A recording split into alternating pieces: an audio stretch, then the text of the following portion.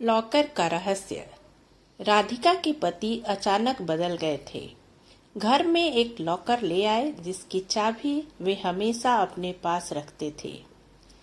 क्या है राधिका की कहानी और लॉकर का रहस्य? दोस्तों, हमारे चैनल पूनम एक प्रेरणा में आप सभी का स्वागत है। हम आज आपके लिए लेकर आए हैं एक सस्पेंस भरी कहानी, लॉकर का रहस्य।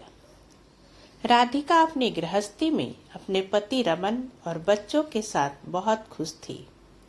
उनके दो बहुत ही प्यारे बच्चे थे, एक लड़की और एक लड़का। बड़ा लड़का अभी 15 साल का है, लड़की छोटी है 10 साल की। एक मिडिल क्लास परिवार है। राधिका के पति रमन का कपड़े का एक छोटा सा कारोबार है जिससे उनका घर और दोनों बच्चों की पढ़ाई अच्छे से हो जाती है। रमन अपने दोनों बच्चों और पत्नी को बहुत प्यार करता है। राधिका अपनी छोटी सी दुनिया में खुश थी, लेकिन फिर उस एक दिन से सब कुछ बदलने लगता है। एक दिन रमन जब घर आया तब उसका मूड कुछ ठीक नहीं था। उसके बच्चे वहीं बैठे पढ़ाई कर रहे थे। बातों बातों में उनमें बहस हो गई और वो आपस में झगड़ा करने लगे। रमन वहीं बैठा था और अपने ही ख्यालों में खोया हुआ था। उनको झगड़ता देख रमन को गुस्सा आ गया और उसने उठकर बच्चों को एक एक तमाचा लगा दिया।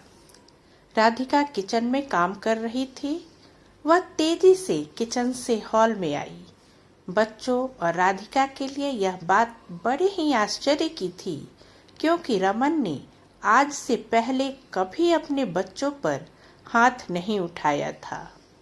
बच्चों को मारना तो दूर की बात, कभी जोर से डांटा भी नहीं था। हमेशा उन्हें प्यार से समझाया था, लेकिन पता नहीं आज उसे क्या हो गया था। राधिका ने रमन से पूछा कि क्या हो गया है आपको, कुछ बात है क्या?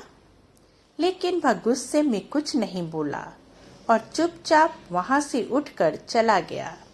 राधिका को पता चल गया था कि जरूर कोई बड़ी बात है जो रमन को परेशान कर रही है। कुछ दिनों तक रमन का स्वभाव ऐसा ही रहा। इस दौरान रमन अपनी चीजों को लेकर कुछ ज्यादा ही पर्सनल हो गया था।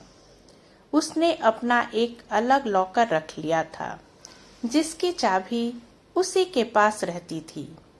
राधिका को यह पता था कि रमन उससे कुछ छुपा रहा है और लॉकर में उससे छुपाकर कुछ रखता है, लेकिन वो रमन से इस बारे में बात नहीं कर रही थी।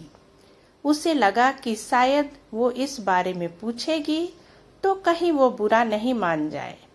ऐसे ही आजकल उनका मूड कुछ सही नहीं रहता है, इसलिए उसने इस बारे में बात ही नहीं निकाली। रमन कुछ दिनों से अब ज्यादातर अकेला रहने लगा था। ज्यादा बातें नहीं करता था, बच्चों से भी। राधिका को यह बात खटकने लगी।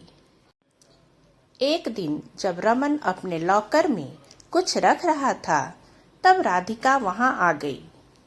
राधिका को आता देख उसने झट से सबसे पहले लॉकर को बंद किया। राधिका ने पूछा, क्या हुआ?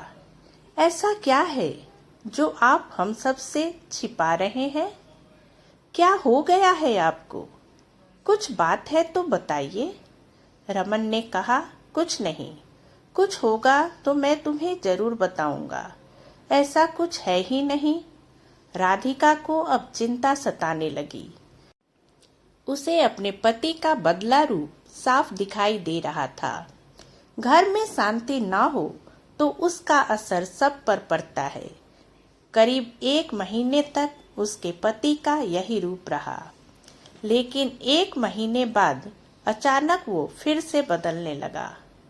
पहले की तरह ही अपने बच्चों से बात करने लगा। वह पहले से ज्यादा शांत और सरल हो गया। राधिका खुश तो थी, लेकिन उसके मन में अभी शंका और संकोच तो बना ही हुआ था। अपने पति के इस तरह के बदलाव से उसके मन में अभी तक दुविधा थी। सब कुछ धीरे धीरे पहले जैसा होने लगा, लेकिन अभी भी रमन अपने लॉकर को नहीं छोड़ता था। लॉकर पर ताला ही रहता था, ना ही उसे किसी को हाथ लगाने की इजाजत होती थी। राधिका को लगा रमन फिर से वैसे हो गए, अभी यह काफी है। धीरे धीरे वह शायद खुद ही अपने मन की बात बता दें। समय बीतता गया। एक दिन राधिका को दोपहर में अपने घर से किसी काम के लिए बाहर जाना पड़ा। रमन अपनी दुकान पर थे और बच्चे स्कूल, इसलिए वो घर के काम से खुद ही गई। लेकिन बाहर जाने पर उसे पता नहीं था कि उसे ऐसा कुछ दिखाई देने वाला है। उसे वहां रमन दिखाई दिया, वो भी एक बहुत ही खूबसूरत औरत के साथ, और रमन उसे पैसे भी दे रहा था। उनको देखकर राधिका छिप गई ताकि वो दिखाई नहीं दे, लेकिन अब उसके मन में सवालों के भूचाल आ गए थे। तरह तरह के ख्याल आने लगे कि इस औरत की वजह से ही शायद उसके पति में बदलाव आया है। शाम को जब रमन घर आया तो राधिका ने पहले ही कुछ सोच रखा था। उसने रमन से पूछा, आज का दिन कैसा गया? कहीं गए थे या दुकान पर ही थे? रमन ने कहा, नहीं, दुकान पर ही था। कहाँ जाऊंगा? राधिका को पता था कि रमन झूठ बोल रहा है, लेकिन क्यों और किस कारण से यह उसे पता नहीं था। उस दिन से राधिका रमन पर नजर रखने लगी। वो बीच बीच में दुकान जाती थी और रमन का फोन चेक करती थी, लेकिन अगले 1 महीने तक उसे कुछ नहीं मिला। रमन ना तो उस औरत से मिला, ना ही कोई फोन किया। लेकिन फिर महीने की 1 तारीख वो उससे फिर मिलते दिखाई दिया। रमन ने उस औरत को पैसे भी दिए। राधिका को फिर समझ नहीं आया कि आखिर बात क्या है। कुछ महीनों तक उसे देखा तो उसे पता चला कि रमन हर महीने उस औरत को पैसे देता है। राधिका ने कई महीनों तक इस बात को देखा था। रमन अपने आप कुछ भी नहीं बता रहा था। अब राधिका के सब्र का बांध टूट चुका था। एक दिन जब रमन अपने घर आया तो राधिका ने उससे पूछ ही लिया कि क्या बात है, आप कुछ छुपा रहे हैं क्या? रमन ने कहा कि नहीं। फिर तुम वही बात लेकर बैठ गई। राधिका ने इस बार बोल ही दिया कि अगर कुछ छिपा नहीं रहे तो हर महीने उस औरत को पैसे क्यों देते हो? रमन के मुंह का रंग बदल गया। वो तिलमिला गया और गुस्से से बोला, तो तुम मेरा पीछा कर रही हो, मुझ पर नजर रख रही हो? हर महीने में बहुत लोगों को पैसे देता हूँ। तुम क्या जानती हो दुकान के बारे में? राधिका ने कहा कि मैं जानती हूँ दुकान के बारे में, और यह भी जानती हूँ कि वो दुकान का काम नहीं था। रमन ने कहा, तुम्हें जो समझना है समझो, मुझे तुम्हें कोई सबूत देने की जरूरत नहीं है। वो बात वहाँ खत्म नहीं हुई। राधिका ने उसके बाद भी रमन पर नजर रखी, लेकिन अब उसे वो उस औरत के साथ फिर दिखाई नहीं दिए। राधिका ने सोचा कि शायद रमन ने अब मिलने की जगह को बदल दिया होगा। रमन का लॉकर भी उसे अब खटकने लगा। उसे लगा कि हो ना हो, शायद इसी में वो राज है जो उस औरत और रमन के बीच में है। जब रमन नहीं था तब उसने कोशिश की कि उस लॉकर को खोलने की, लेकिन वो नहीं खुला। घर में बच्चों को देखकर राधिका चुप हो गई। उसने उस बात को घर में उठाना बंद कर दिया। उसे लगा कि उसका उसके बच्चों पर बुरा असर पड़ेगा और वो नहीं चाहती थी कि ऐसा हो। समय बीतता गया। करीब 3 साल बाद रमन की तबीयत खराब हो गई। रमन को सांस लेने में प्रॉब्लम हो रही थी। रमन अपनी पत्नी राधिका को बिना बताए अस्पताल गया था और 1-2 दिन बाद वापस आ गया। उसने घर में किसी को इस बारे में नहीं बताया।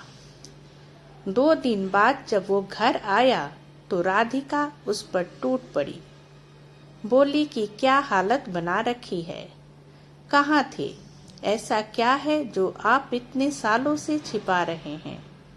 आज मुझे आपके और आपके इस लॉकर के बारे में जानना ही है। रमन ने अब सच बताना सही समझा।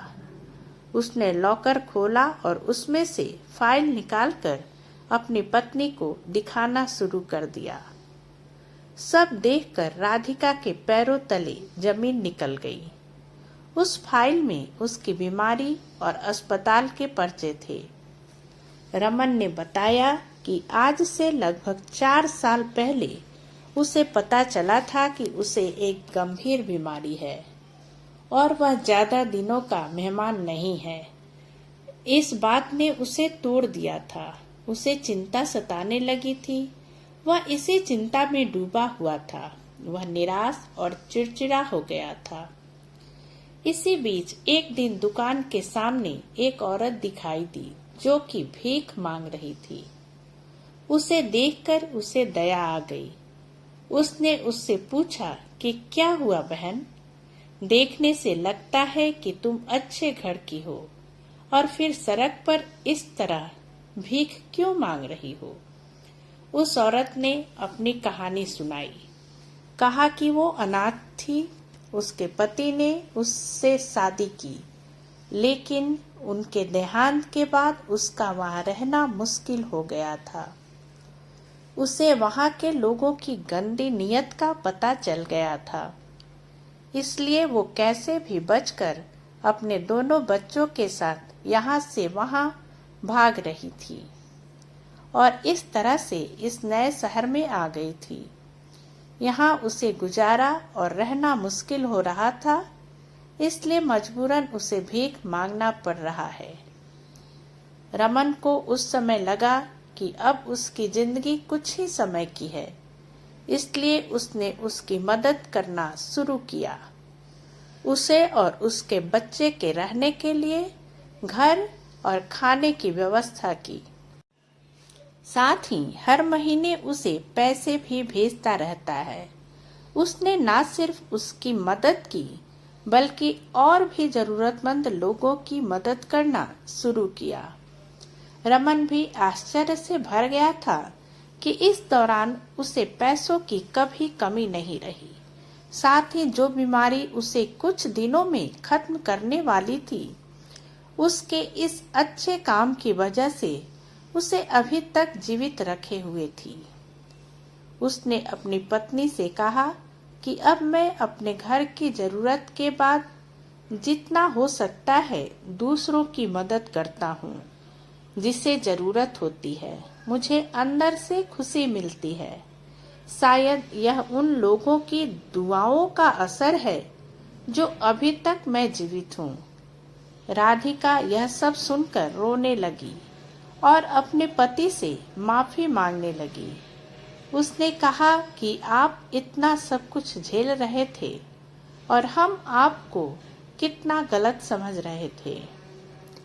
राधिका भी रमन के इस काम में अब उसका साथ देने लगी। इस जिंदगी में कब क्या हो जाए, हम में से कोई नहीं जानता। अगर किसी के काम आ गए, किसी को जिंदगी जीने में मदद कर दे, तो उससे बड़ी बात कुछ नहीं है। अच्छे कर्मों और नियत का फल हमेशा अच्छा होता है। ये राधिका और रमन ने अच्छी तरह समझ लिया था। तो दोस्तों, ये थी राधिका और रमन की कहानी। ये कहानी आपको कैसी लगी कमेंट में करके जरूर बताइएगा। इसी तरह की नई और रोचक कहानी के साथ हम फिर मिलते हैं अपनी अगली वीडियो में। तब तक के लिए आप सभी को हमारा नमस्कार।